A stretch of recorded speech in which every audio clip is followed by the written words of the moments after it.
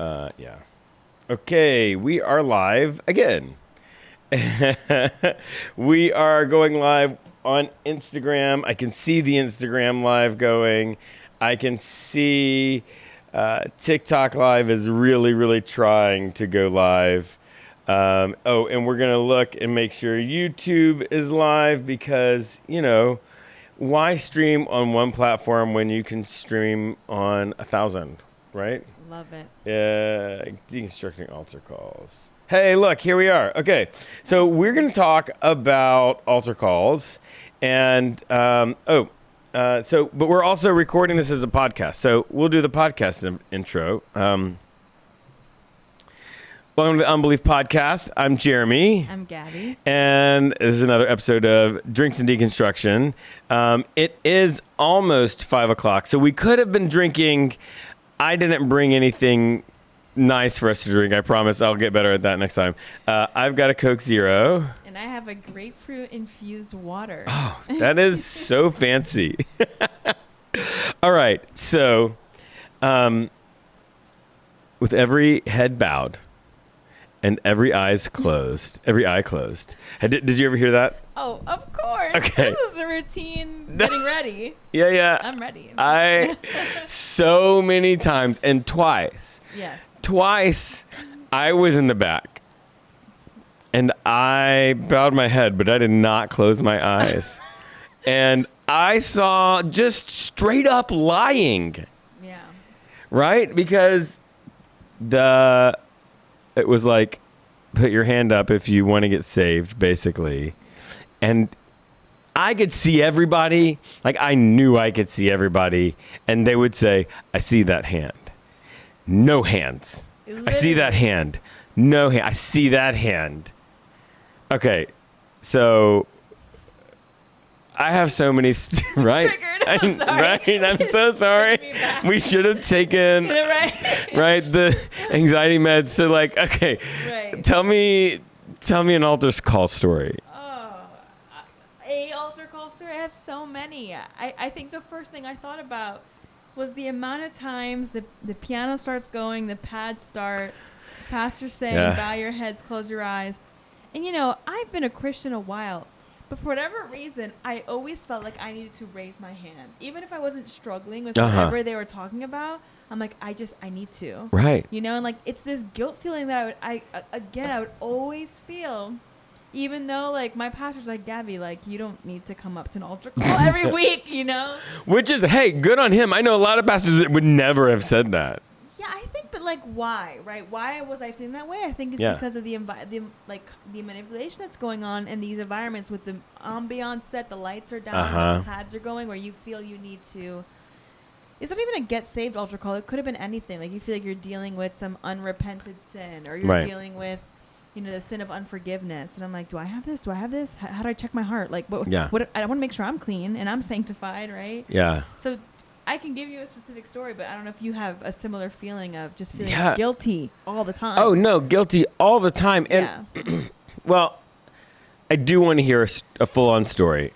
I will give you one. Yeah. A full, that is different than the one that I recently told on a TikTok video. I shouldn't call them TikTok videos because it's just a video because I'm on TikTok, Instagram, and YouTube. Yeah. Whatever. It doesn't matter. Okay, so here's the story. My friend invites me to his Baptist church. There's going to be a special speaker. And listen, when I was growing up, when I was in high school especially, there was never a church preaching event for teenagers that I didn't want to go to. I wanted to go to all of them. Right. Multiple reasons. Partially free pizza, right? Gotta go for the free food. Partially emotional people who might be receptive to dating me. Oh, yeah. Right? Okay, so if you could just comfort in the right way, it's just I was not super popular. I was kind of nerdy, and I needed all the help I could get in the dating world. And I was very religious. Yeah. And so this one, my friend takes me, and I've been saved lots of times, right? And then so I've been saved lots of times. I go to this thing. I'm sitting there, all heads bowed, all eyes closed, right after the worship band and the speaker, and then he starts asking questions. Well, not questions. Well, they were questions. He said, "All right, I want you to. Has anybody in here not been saved? You need to be saved. Whatever." And he had them lift their hands, and then everybody stood up. He had people open their eyes. All whose hands were lifted up. He asked them to come forward to the altar. They all came forward, and they left out to the side room to do whatever they were going to do out there. And then he said, "Those of you who are left, I know the Lord has told me that a lot of you aren't saved. And you should have gone with that group, whatever." And he's like, so I then he's like, goes a little bit more into what he had talked about hell and like going to hell. And he's like, so here's a question. Like, are you sure? Are you sure if you died that you would not go to hell? And I was like, I mean, I'm pretty sure, because like the other guy told me that if I got saved, that I would not go to hell. And he's like, because a lot, you might get out of here and get hit by a drunk driver. That was the thing that people said all the time. I lived in a beach community, drunk driver, accidents, whatever. And he's like, so what do you want to happen when you die? Do you want to go to heaven or hell? And I'm like, well, I mean, I want to go to heaven, obviously. Right. And so he said, do you know? He's like, what, do you know that you were saved? And I was like, whew, I mean, I know, but I don't know that I know. And then he said it again, do you know that you know that you know that you're saved? And I was like, now it's like getting this like rhythm to it, right? And like he's saying things that are like a little confusing, but they sound good. And like it happens over and over, and there's the rhythm, there's the repetition. And for a teenage brain that's not fully formed, right, this is just the recipe for like manipulation, brainwashing, all of that stuff. And it got to the point, he's like, well, guys, if you don't know that you know that you know. If you might walk out of here tonight, get hit by a car, and go to hell, I'm just going to say, I think you should come up here. And so, now here's the thing. He went to a whole other level. He like had found a way to involve peer pressure. And he said, I want you to look to your friend next to you, and I want you to ask them, do you need to go down? Go down to the altar. To the altar. No, not that. Do you need to go down to the altar? I was not. I meant like, I don't know what I was thinking. It's fine. It's really okay, right? Do you need to go down to the altar? And he said, and if they say yes, I want you to come down with them. And so the guy next to me said, do you need to come down on the altar? I'm like, I think so. And so we went down, and everybody did. They were overwhelmed with the number of teenagers that responded. Took us out in the hallway. They actually had to sit us down. They said, well, just wait here. Somebody will be with you. Like it's a Black Friday, like, and we just are like in lines. And this kid comes up to me. I say kid. He was a young adult. And he comes up to me and he says, well, do you, I said, I think I've gotten saved before. And so like, but he said, do you know that you know? And I was like, I don't know. I'm not sure. I don't want to go to hell. And he's like, well, do you know the sinner's prayer? And I was like, what? And I was like, I know the Lord's Prayer. He's like, no, the sinner's prayer. Have you ever said the sinner's prayer? I was like, and I was pissed. Yeah. I was like, what the hell? I've been going to church so many times. Right. And like nobody had ever used that term for it for whatever reason, or I hadn't listened or I forgot. And I was pissed.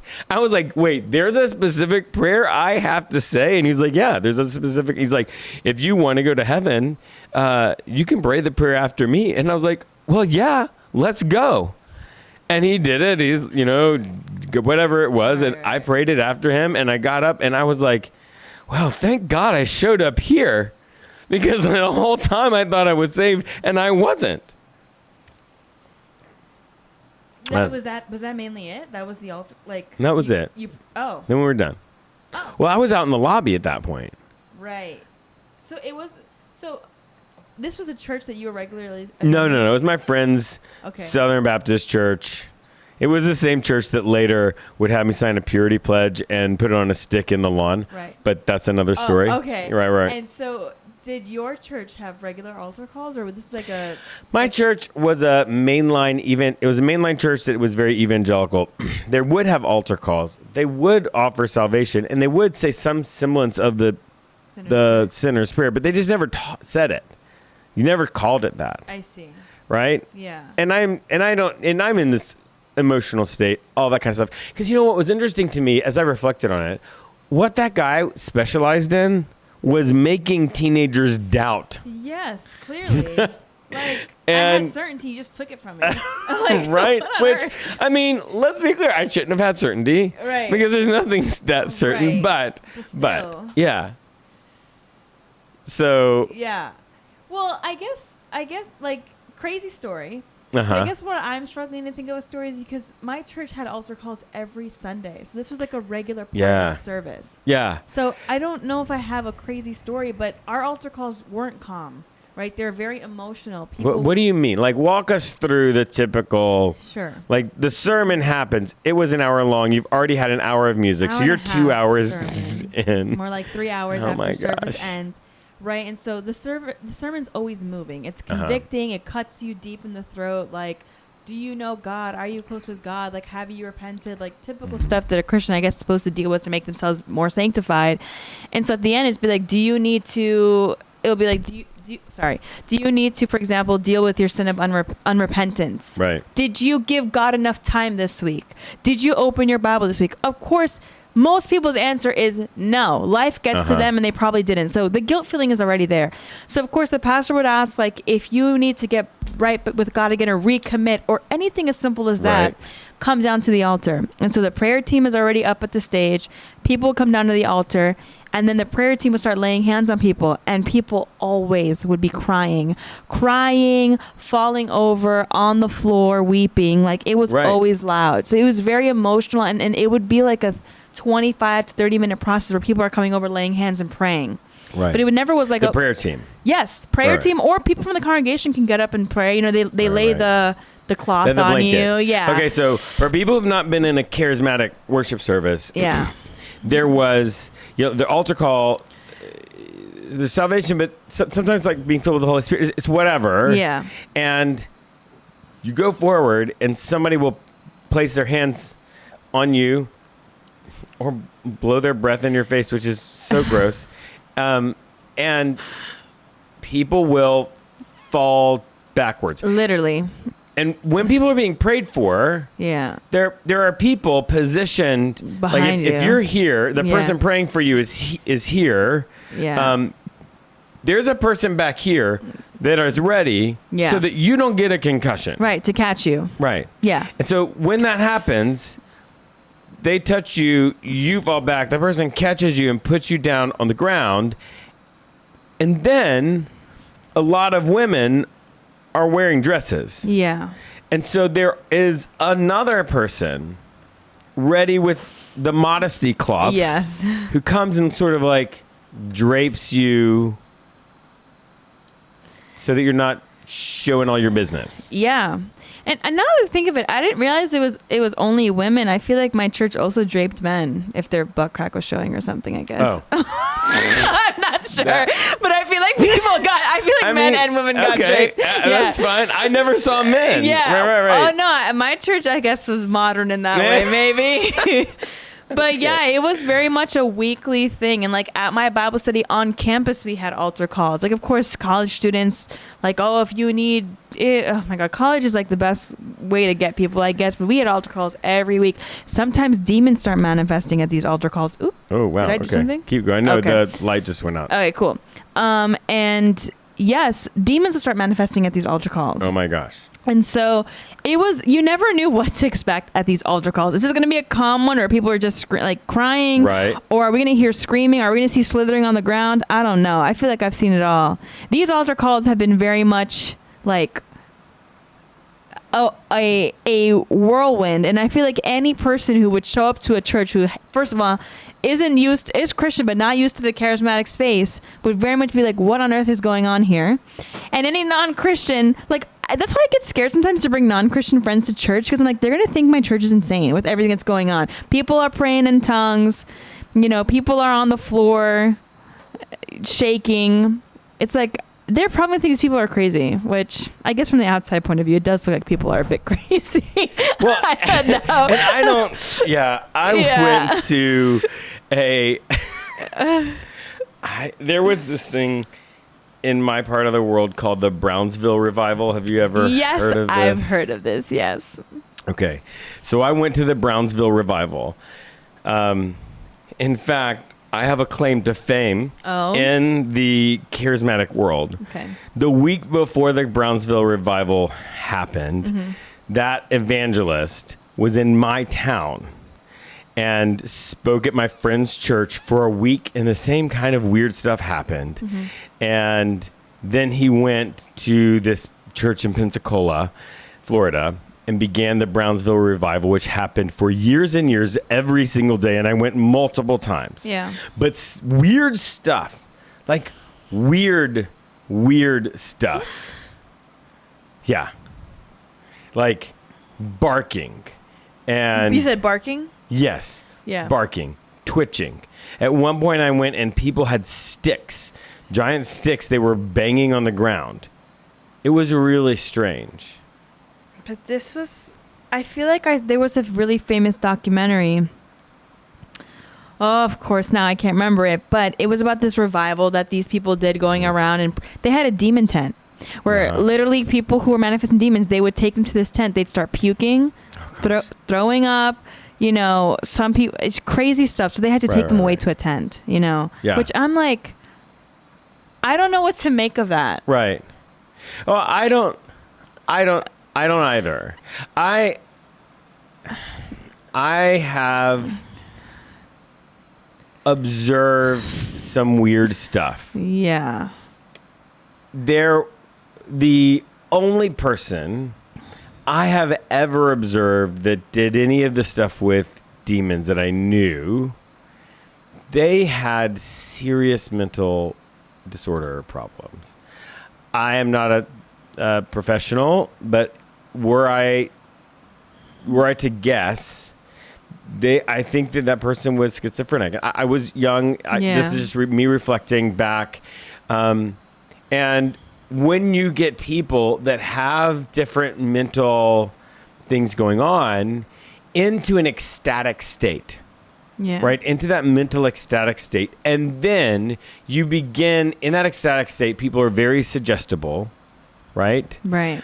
When you then put them in that state and you start saying things to them, they will manifest all kinds of things, right?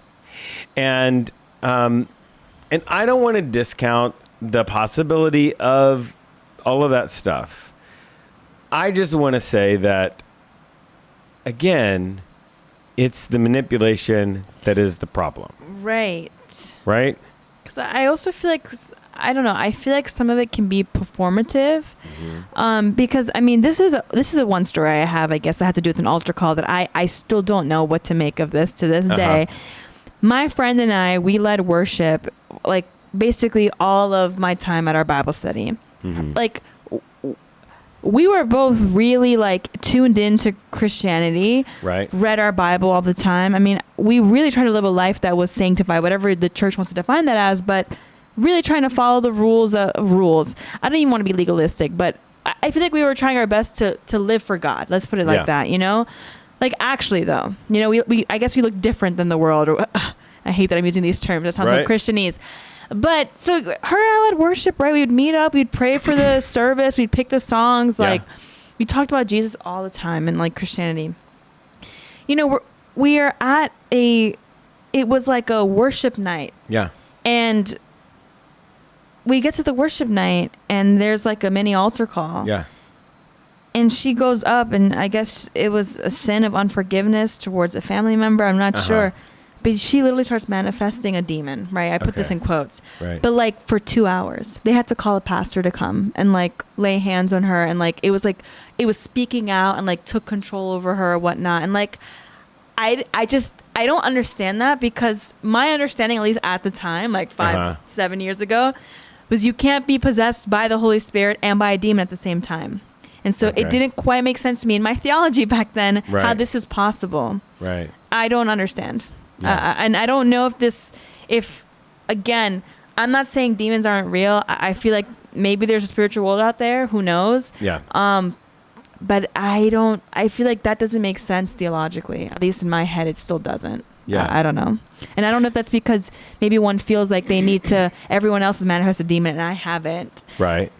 I don't know. Well, and I think that, I mean, me listening to that. Yeah. I don't think there is spiritual things going on there. Okay. I think there's mental health things going on there. Right? Yeah. Because that, and like, it's like Occam's razor, right? It's like, what did you say? Occam's razor. It's like the simplest explanation is almost always the right one. Simplest explanation is that person has some mental health problems, which means that they can be a really good person, but they also can have other things going on, right? They can feel very filled with the Holy Spirit, and then on the flip of a coin, I was talking about the Holy Spirit, not Siri. Siri.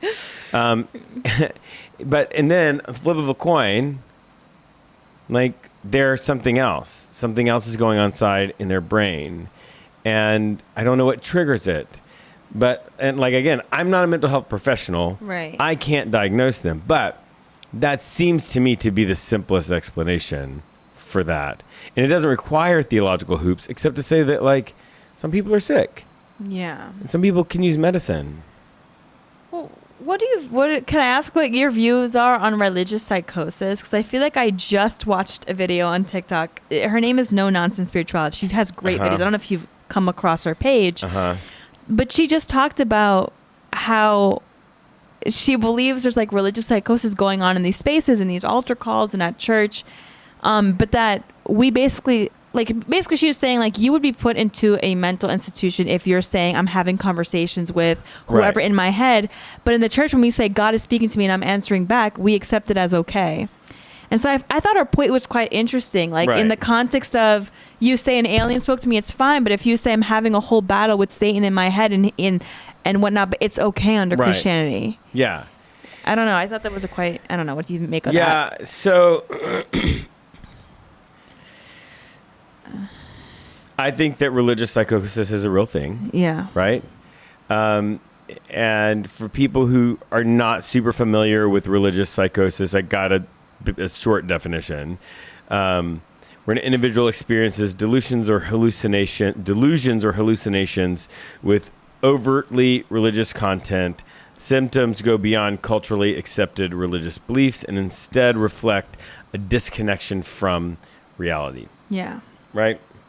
So I think that that's a real thing. Yeah. And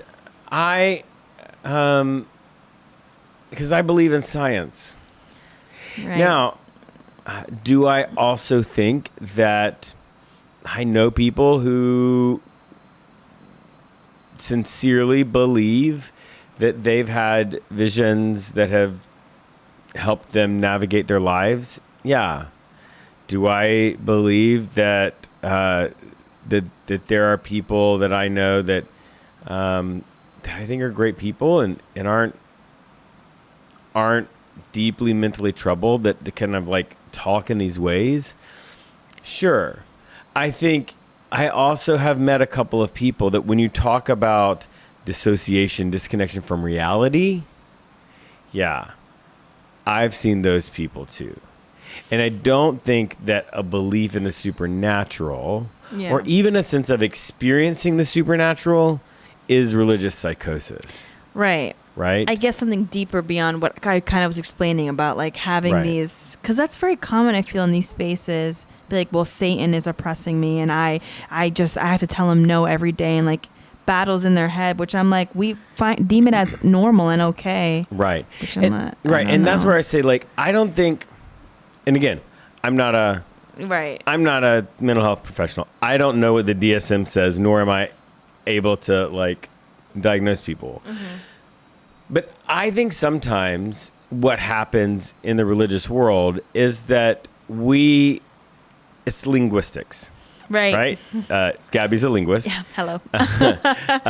And it is, we have a jargon, a dictionary, a lexicon of terms to describe what's going on in our life and how we are dealing with it and processing it in that are religious terms, right? So I might tell you, like, I'm having intrusive thoughts and I am trying to redirect myself when I have these intrusive thoughts and trying to do some grounding exercises or whatever, right? That's a very like therapeutic, psychological way of saying that. Were I in one of these other traditions, I might say, the devil is trying to talk to me and lead me astray. And I just have to tell the devil no. And I'm going to take captive that thought for Christ, and I'm going to replace that thought with something that Jesus said. So I'm going to quote scripture back to the devil, right? Mm-hmm. I don't know that those are that different of experiences. Right. Right? It's really how I'm describing it. Yeah. That's different. Now, if I said I was in my house, I had this thought, and the house went dark, and the devil was right there in front of me, and like now we're on another level. Right. But I think that sometimes it's like this way that we talk about things, and I guess to get back to the altar call thing. Yeah. I don't think there's wrong with having emotional experiences. That's good. That's human. Having ecstatic experiences. That's good. That's human, right? The bad thing, at least for me, is when we use those things to inflict harm, guilt, shame, trauma on people, or to manipulate them into doing something that we want them to do that may or may not be helpful, right? Right. But the guilt, the shame. Yeah, I just feel like every time an altar call has happened, I've always feel like guilty. Yeah. I don't know if I have like that's the feeling I always had. Maybe someone's experience is different. Right. Well, it was always what brought me to a decision. Right. Or an action or going forward to get hands laid on me was guilt and shame. Right. Always. I mean, is there a way to do this without being like, I mean, I know we described earlier and recorded, but saying like God loves you. And if you want to be a part of that. Yes. Come talk to us. Okay. So in my deconstruction journey as a pastor, I started out, I'm deeply ashamed to say this. I did all of the stuff and I still feel horrible. And then as I was sort of deconstructing and realizing like the horrible things I had done, I also was in a place where I wasn't ready to say that all of the tools that I had used to manipulate those people into doing awful things, or to manipulated those people into whatever, that all of those tools were necessarily bad. So for me, what I ended up doing is trying to help people.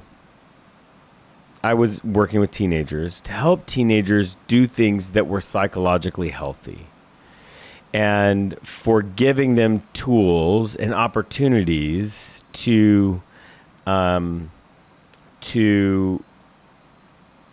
ritualize things that were psychologically healthy. So, for example, one of the things that I would do is I would talk about the image of God and how they were created in the image of God and how inside them, the deepest part of them was good.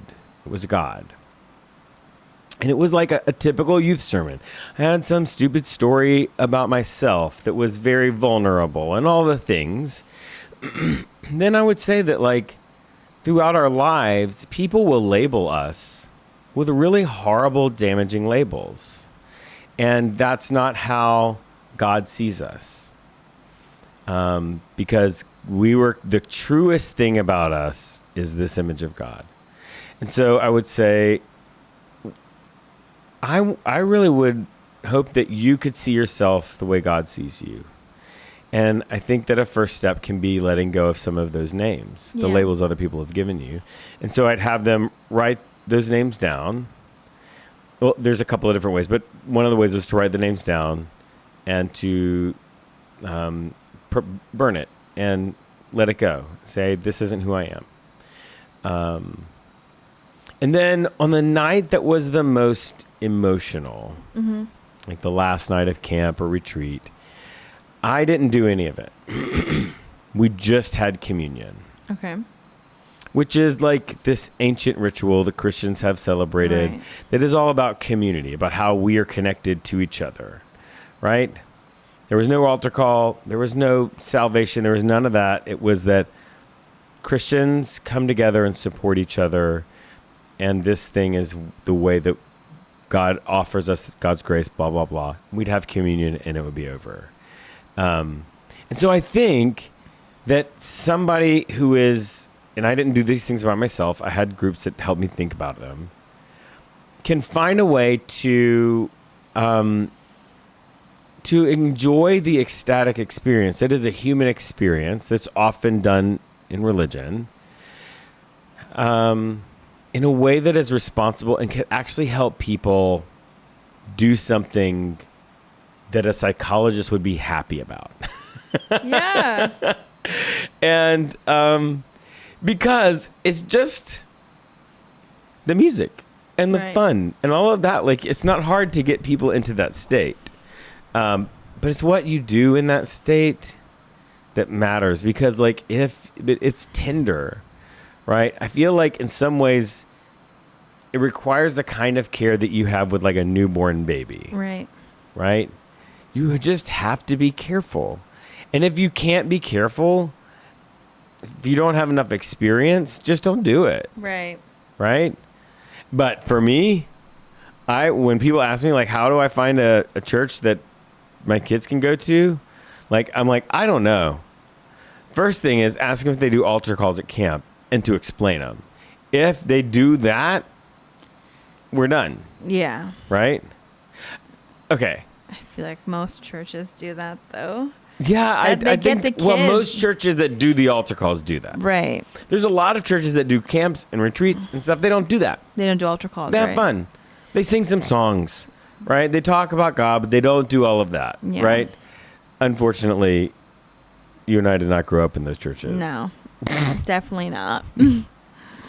Okay, we're going to do a segment. Okay. Here at the end. Yes. We're going to respond live to a comment on my TikTok. Okay. Do you already have a comment picked out? No. Okay, good. Because I'm gonna do that. And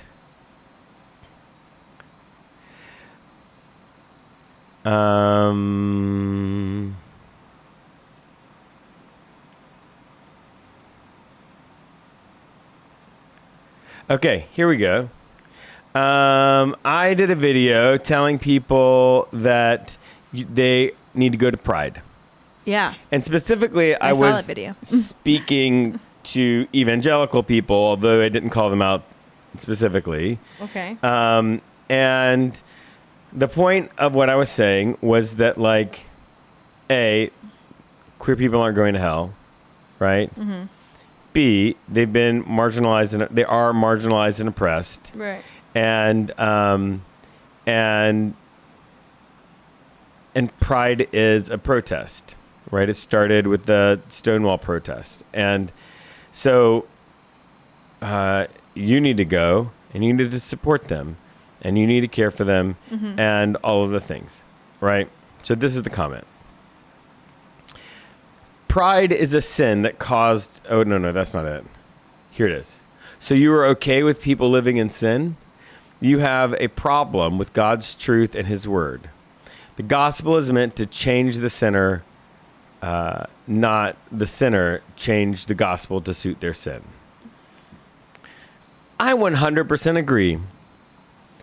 And I would say that if you want to contort the good news of Jesus, where he came to open the gates to everyone, and he came to, in John 3:17, not to condemn the world, but the world through him to be saved, right? Like, if you want to contort that to say that queer people are going to hell, that the way God created them is a sin, and that Jesus came to condemn them, and you want to condemn them, I 100% agree with you, right? You should not, that you have a problem with God's truth and God's word, and that you are contorting, no, how does he say it? The sinner to change the gospel to suit their sin, right? That is what you were doing. Right. Like, you want to condemn people, you want to judge people, you want to exclude people, and so that is sinful, that is not okay, and you are now using the gospel to support your sin. There is my response. Love that response. It's really good. Okay, wait, I actually found one. Okay. This is also on your Pride video. Okay. Jesus loves you. He also hates what you do if it doesn't line up with his will and can potentially blot your name out of the book of life. Hope this helps. Whoa. Prayer. Oh. Prayer hands? Prayer hands. Man.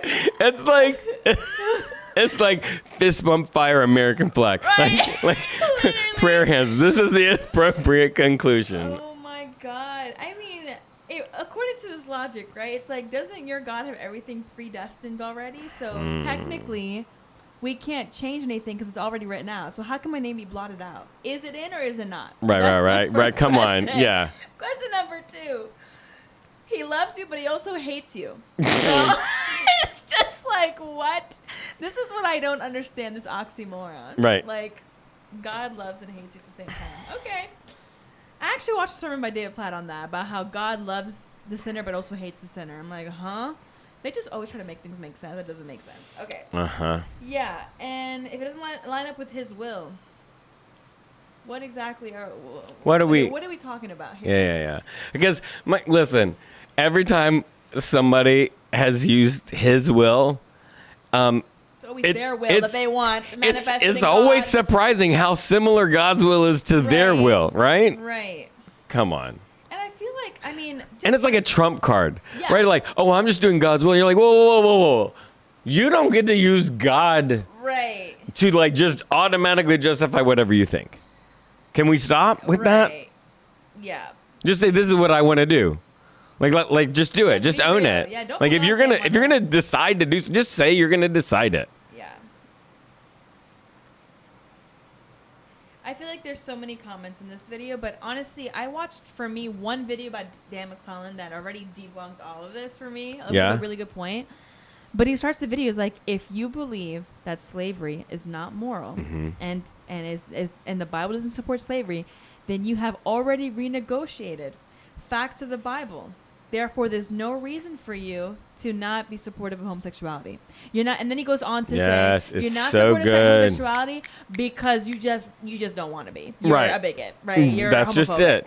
And so it's true. Like, if you've already renegotiated, because I would say most Christians are like, yeah, the Bible doesn't support slavery, which of course, after society has decided that it is unethical and immoral. Right. But so why haven't we gone that way around homosexuality? Right. Or how about this one? All right, we're gonna get on a soapbox. And I'll close with this. Okay, let's do it. If you can use Paul's name instead of Saul, you can use all of these friends of mine who have a different name as when they have become, they're a trans woman, you can use their different name. Not hard. Not hard. Cost you? Abraham versus Abram. Right, How you calling him Abram now? No, you're not. Yeah, it's all right. not that hard. I don't understand why it's so hard for you. If someone said my pronouns are this, why is it so hard for you to call them what they are requesting? I don't know. All right, so this is important because conversation really helps us figure stuff out. Yeah. And we're part of this community called Not Church. It's like church.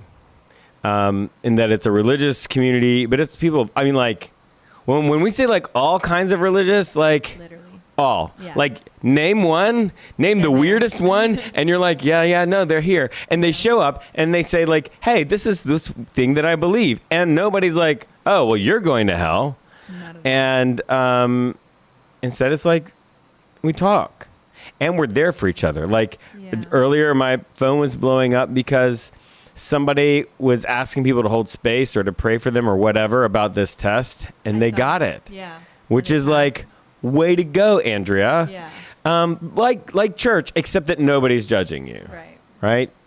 And I think that a lot of the people that listen to this podcast, you'd love it. You should try it. It's $3 a month because we're not going to trigger you by asking you to donate 10% of your income, right? You go to patreon.com/skepticpastor, patreon.com/skepticpastor. And and if it doesn't work for you, just stop paying, right? Also, podcast, all the stars, leave a review. That really helps. But we are recording this on live stream. So if you've got a question, I do see there is good conversation here on TikTok and some on Instagram. Somebody's just said, OMG, always the prayer hands. It's always the... Right. We don't have many on in many comments on YouTube. That's fine. But if you've got a question or something you just like for Gabby and I to talk about, to address, go ahead and throw that in the chat, and we'll do our best to answer some of those.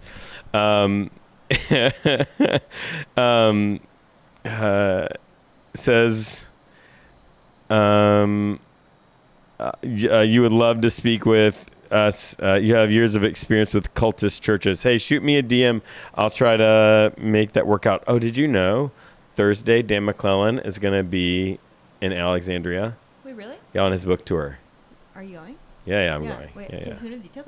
I'm free Thursday. I'd love to it's Thursday night. I don't know. Like, we'll talk. I'll look it up. Yeah. We'll talk. Okay. Okay. Trigger with the tithing comment. Yes. Listen, Anne, I get it. I get mad thinking about the money stuff. Yeah. Yes.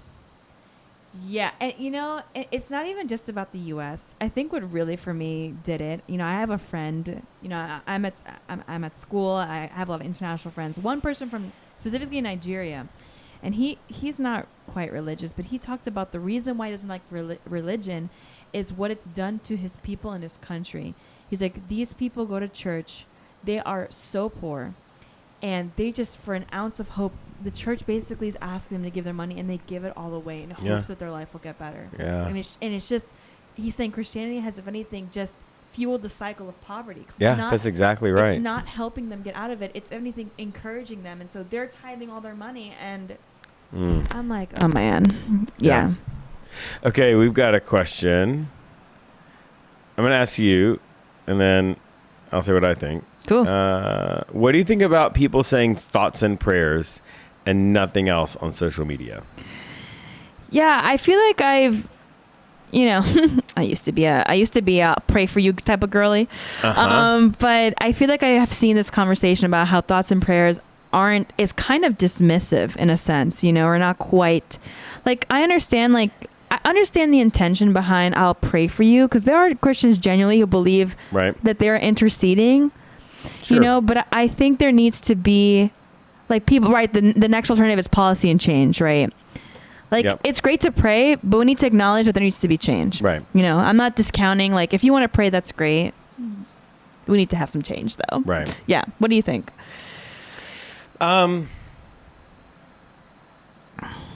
I think there are a number of things that we do to let ourselves off the hook.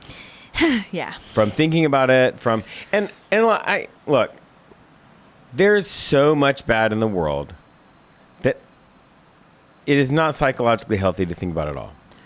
Yeah. Right? It's just not healthy because a lot of it we can't affect change. Right. Like there's nothing we can do about that. Right. And so I think that is one of the things that people are doing. Yeah. Is it's a way for them to do anything at all, but it is also,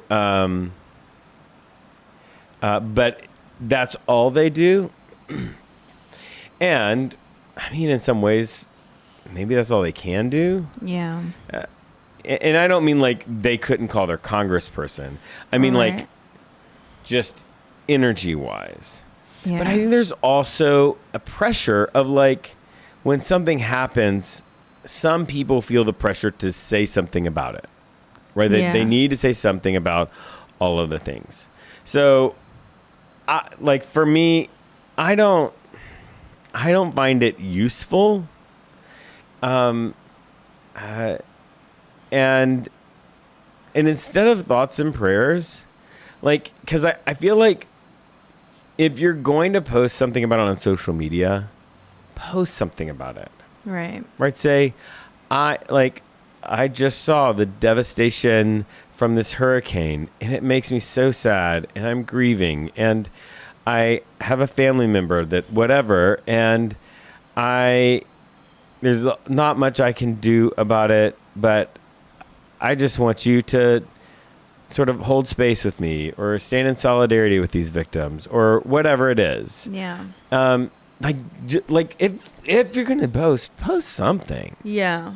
That feels more like a genuine, I feel like, response from someone than if you just write thoughts and prayers and then moving on. I don't know. I feel like it comes with a double-edged sword, that phrase. Yeah. So.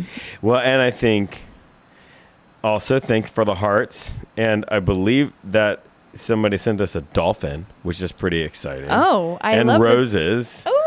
Man, you guys. Do these mean anything? Are they? I'm not sure. I think they do. I love it though. I don't know what they do, That's but great. It makes me happy when I see them. Right. Big animal. Like this is where like my age and TikTok don't match. Right. And so like I am semi-successful on TikTok, but my age makes it very opaque to me sometimes. Age is just a number, Jerry. You know what? I agree, and that number can tell you something about. Okay. Okay. So yes, you said it's you, and you just thought they were cute. I agree. I think they're cute, and I'm great. thankful that you gave them to us. Okay. So. Okay, so let's talk a little bit. Oh, somebody said, sometimes thoughts and prayers are actually about people getting attention, like attention-seeking behavior. And I mean, I think I know some people who are definitely like that. Yeah. It kind of makes me sad to think of it that way, but I think. But I do. So just to speak on that point, yeah, sure. I very much, real quick story. Before, when I was like, sorry, we don't tell stories on this podcast. Oh, my bad. when I call myself a super Christian, right? When I was very much into, I guess, Bible believing Christian, I really believed in, and I'm not saying I don't believe in prayer now, but I guess I viewed it in a different way, and I would pray for literally everybody, but like sometimes be that annoying Christian who would be like, I'll pray for you. But I meant it from a genuine place. Yeah. And so it wasn't until after I started deconstructing within the past year and a half. So a part-time job, I work at a cafe in DC. And so I work on Sundays, which a lot of religious people come in after service. And there's one guy I remember who, I would just be working my shift. He'd come in with his Bible. He'd always have conversation with his friends. And he just wanted to be like, excuse me, is there anything I can pray for you for? Right.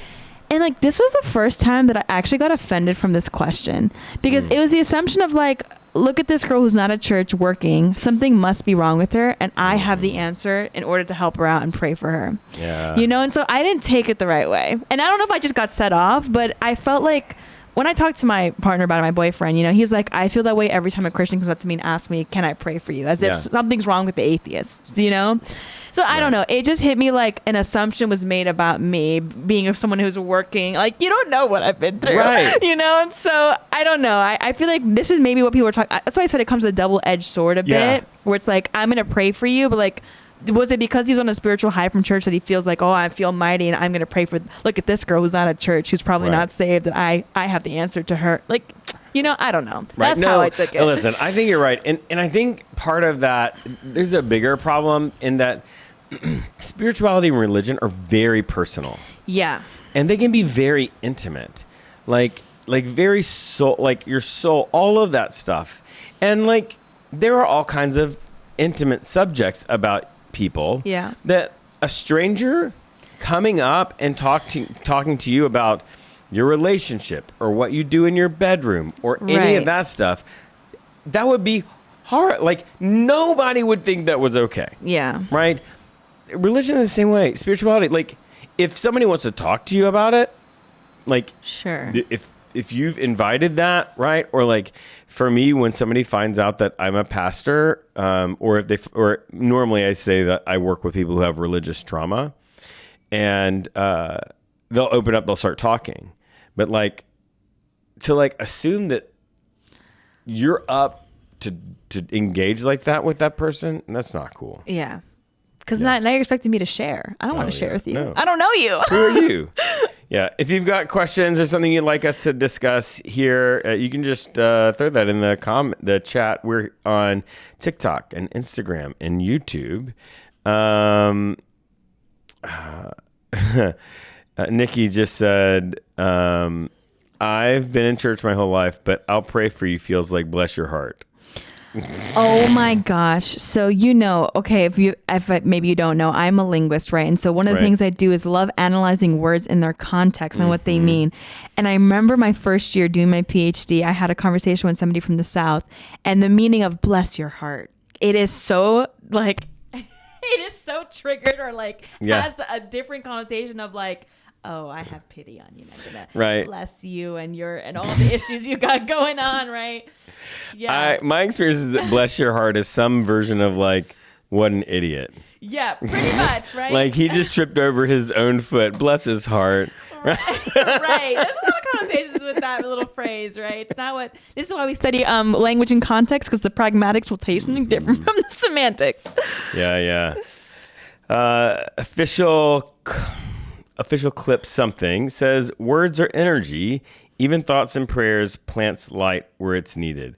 What do you feel about that words are energy? You're a linguist, and like we're crossing over from the study of language, but yeah. I mean, if he's trying to say that words are powerful, 100%.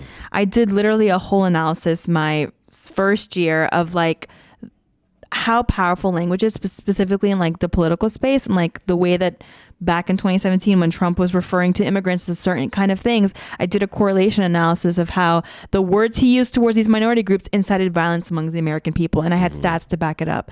So and that's negatively. Positively, words are also impactful. This is why emotional connection is so important. How do we emotionally connect? Through our words, right?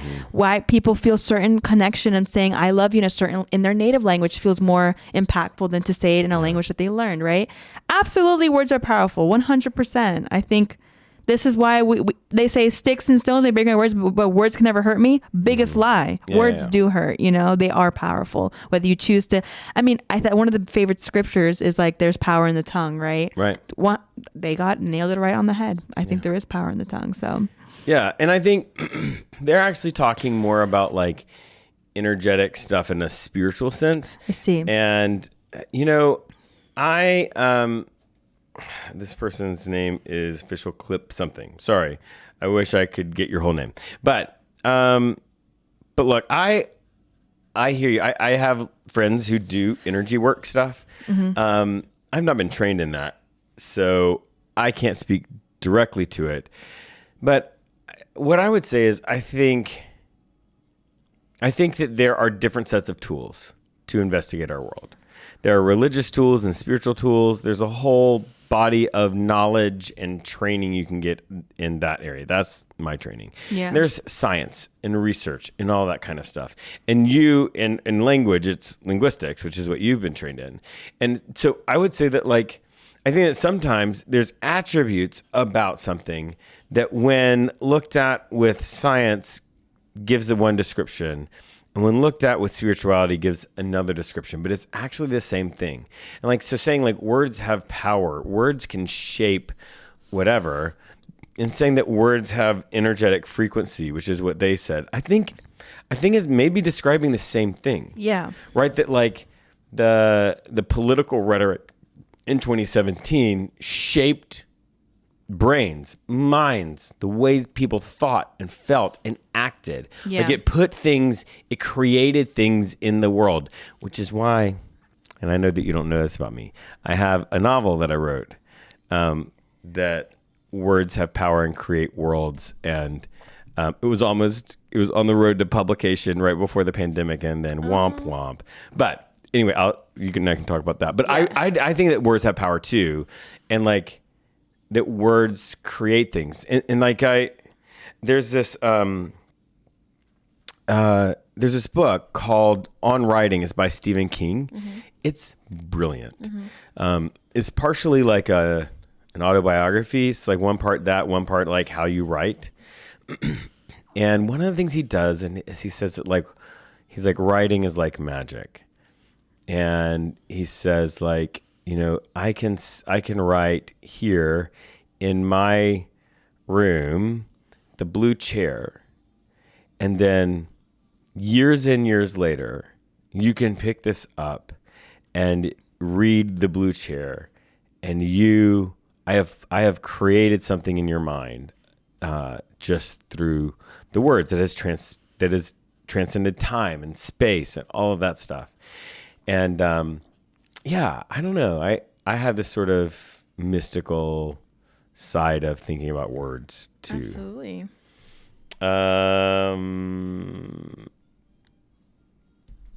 Let's see. Oh yeah, official clip said they agree with us, which is wonderful. Great. Is this an ongoing special because high fives? Okay. High fives, some sort of square. High fives, love your content. Thank you so much, Brittany. We actually were recording a podcast. The podcast is called Unbelief. It's awesome. On Sundays, it's like a deep dive into some sort of spiritual text. Absolutely. And on Wednesdays, it's oftentimes me and Gabby talking about deconstruction or interviewing somebody. Who decide? Oh, Hal. Great. We have a linguist here. Yeah. Who decides what something is named? What a great question about words. Yeah. The short answer, the people in power. It will. Come on. Can you give me a more hopeful answer? I wish you're could. Not wrong. It will always be, at the end of the day, the people with power, the people with resources, the people with money, right? I mean, this is... Time and time again, we see this in every field, and unfortunately, language is the same thing, right? What's the difference between a language and a dialect? I would say, this is a pop quiz. Linguistically, a dialect is a contextualized version of a language. So linguistically, is that right? So. Am I right? Wrong? So help! Can I phone a friend? I know a linguist. Right. So here's surprise to many people maybe, but linguistically there is no difference. Grammatically they function the same. Uh-huh. The only difference is politics. Huh. Literally, they say that a dialect is a language without an army. So it's about power, right? What was considered standard, what was chosen to have power. There's no difference between, I don't know if you guys know the Romance languages, but Portuguese and Galician, right? Like they linguistically, they are the same thing. It's all politics and people with power. Wow. So yeah, this is just a short answer to that question. What a great answer. I would never have figured that out. Okay. Oh, here's great. Okay. I'm going to try to see this. The Hanson Menagerie. Cool. the handsome menagerie. I am deconstructing, but struggle so much with actually letting go of some of these core fundamentalist beliefs, even though I think they're wrong, but I also feel defensive for them at the same time. How do you actually let go of something so ingrained? It's a great question. That hit hard. No, go. I want to hear what you say. Whoever you are, I resonate. They are the handsome menagerie. Handsome menagerie. Did I pronounce that right? Menagerie. Menagerie. No, that is such a relatable question. And I think, if anything, I'm still there with you, was there. And I think what has truly helped me was being on Reddit Deconstruction, being in these groups like Not Church, and seeing how many other people had the same questions that I did, and hearing other people's stories, and realizing like, oh, I'm not alone in this. Yeah. And for me at least, I'm such a extrovert and people person that I found solace in other people going through the same thing as me. Like, not just hundreds, thousands of people. Yeah. And so I feel a bit more at ease that I'm not one in few, I'm one of many. And so reading people's stories and having solidarity, honestly, is what really helped me. Okay. You talked about Not Church. What is that? Great. Not Church is a community. And how did that help you with this problem, really? Yeah. So I remember I watched one of Jeremy's TikToks, and he talked about a community where people, like, I was like, I want to reach out to Jeremy so I know what church he goes to, because it seems like an inclusive church. He's like, no, actually, I have a community online called Not Church, right? It's what I guess we wanted from church, but you can ask the questions, you can critically think, you can have your ideas without anyone telling you you're wrong and you're going to hell, and not judging either, because, oh my God, so much judgment. And so when I joined this Discord, there are so many channels where people are asking questions, really thinking through theological things that like you said, you are questioning, like you think that they're wrong, but there's also this community piece that you don't want to let go of.